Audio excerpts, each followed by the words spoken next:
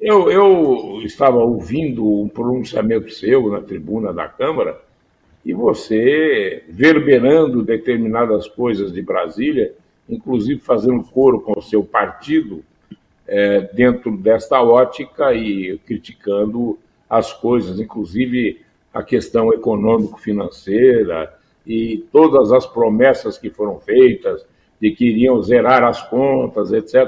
Como é que está essa situação, André? Você diz no governo federal? O governo federal Ué, está emitindo. Não, o governo federal, você acabou de falar que a pessoa vai para o supermercado e não tem dinheiro para comprar carne, vai comprar salsicha.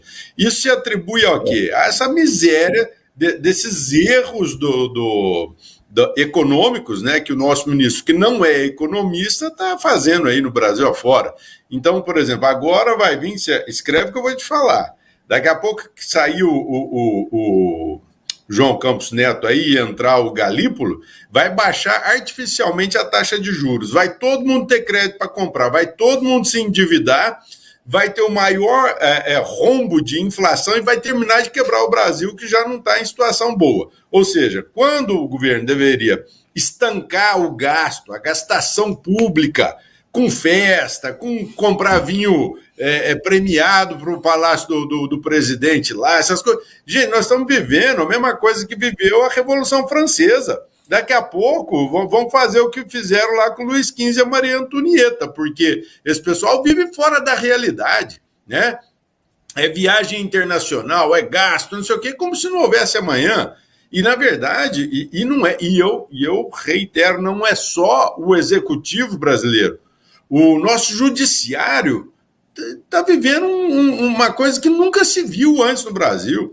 O juiz tem 60 dias de férias. E aí, quando vai trabalhar, claro, a gente não está falando todos, né? Quando vai trabalhar, trabalha na parte da tarde, porque na parte da manhã vai jogar tênis, vai fazer isso, vai fazer aquilo, e ganha altíssimos salários. E quando vem o penduricalho, aquelas férias acumuladas, as férias que tem que ganhar, eles recebem um rio de dinheiro, um funcionário público.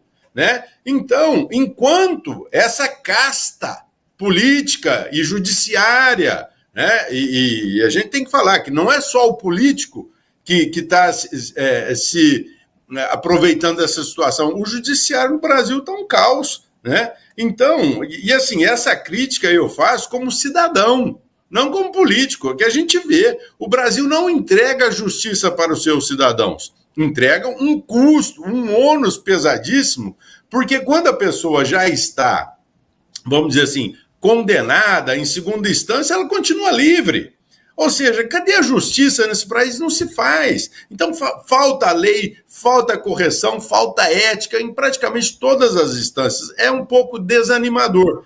Mas por isso que a gente segue firme aqui, fazendo pelo menos aqui no município aquilo que a gente entende que tem que ser feito. Ou seja, nós temos que lutar. Agora nós estamos tendo aí tivemos a última audiência pública aí do orçamento, e nós estamos brigando para colocar o orçamento de Ribeirão Preto onde ele deve ir.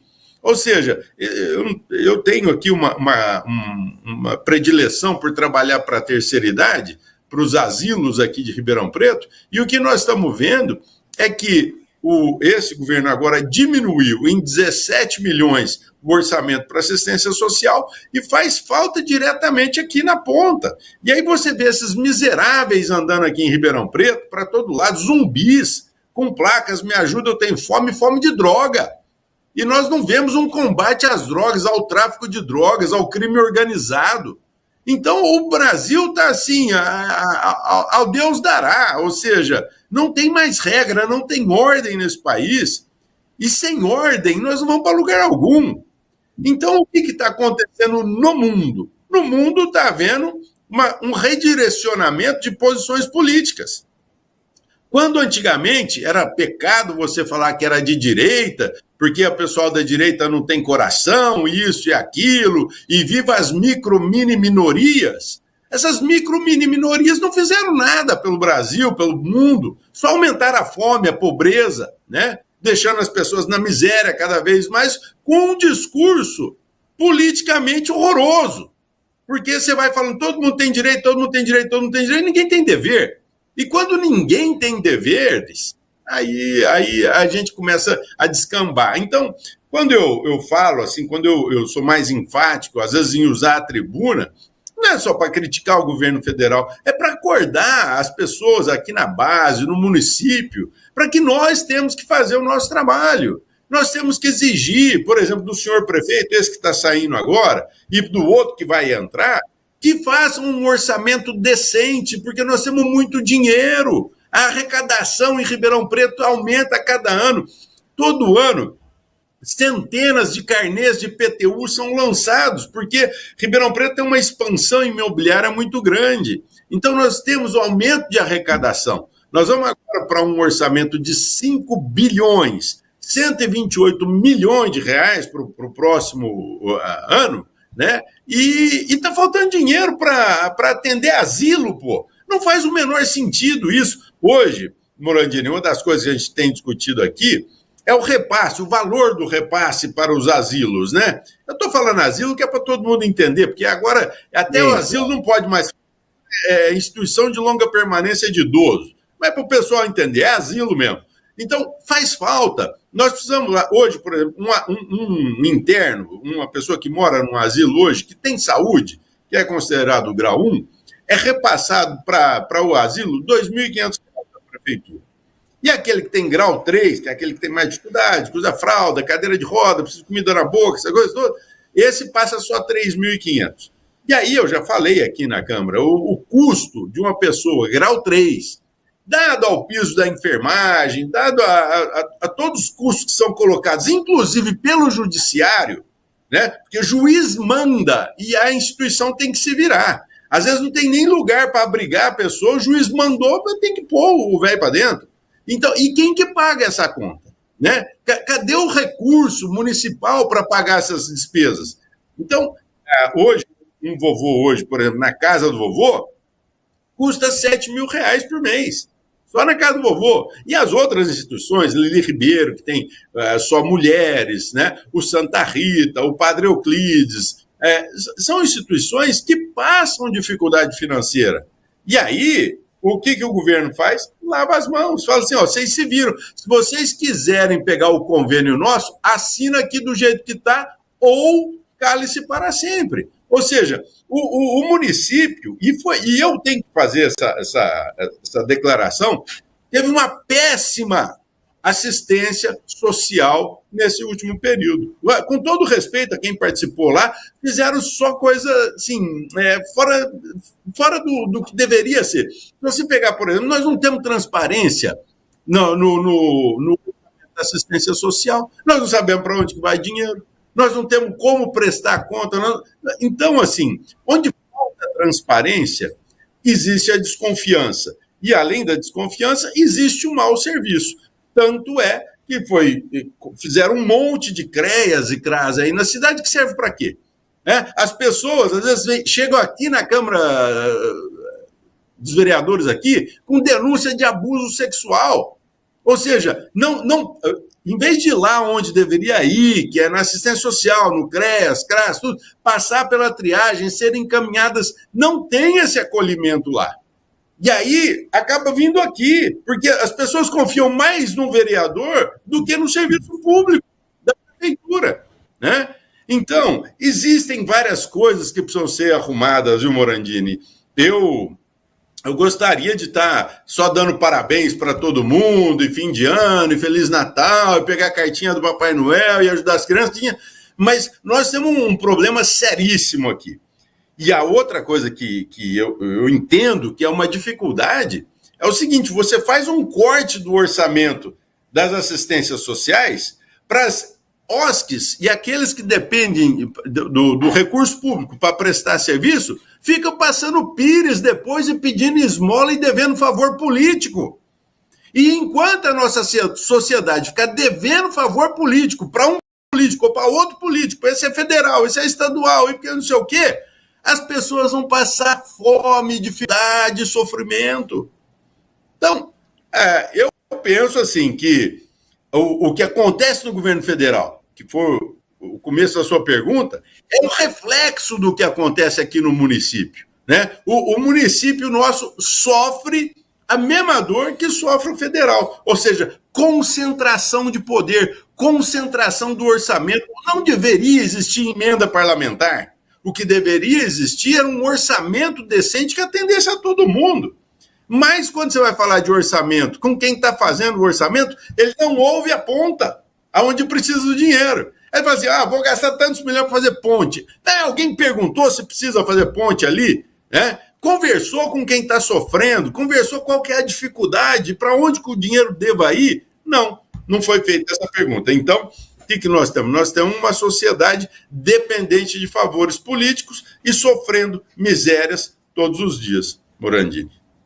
Ultimamente, foi feita uma audiência pública sobre esse tema, sobre o idoso, né? E essas questões foram todas colocadas e participação ativa das pessoas envolvidas na questão. A gente faz audiência pública, a gente gera documento, a gente encaminha para o prefeito, a gente encaminha para o Ministério Público. E sabe qual que é o resultado? O prefeito veta aquilo que a gente coloca no orçamento, que é discutido aqui com a população que precisa, ou seja, nós não temos a participação do munícipe. O munícipe veio aqui só para falar amém para prefeito, e para vereador, e para juiz, e para todo mundo.